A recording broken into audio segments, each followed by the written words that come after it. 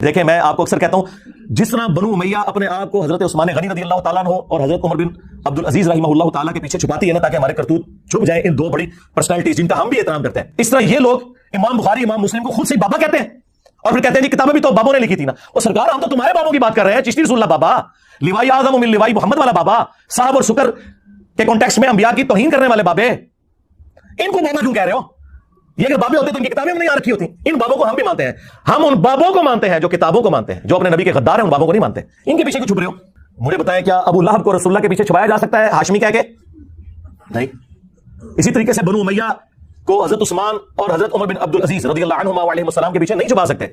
और इसी तरीके से इमाम बुखारी और इमाम मुस्लिम, इमाम तिरमिज़ी, इमाम अबू दाऊद रहमहुल्लाह अजमईन व रज़ियल्लाहु अन्हुम अजमईन व अलैहिमुस्सलाम अजमईन, इनके पीछे तुम अपने बाबों को नहीं छुपा सकते जिन्होंने अपने नामों के कलमे पढ़ाए, जिन्होंने रसूलुल्लाह की शान में गुस्ताखियां की और अपनी तालीमात जारी की। को बात करने वाली करो।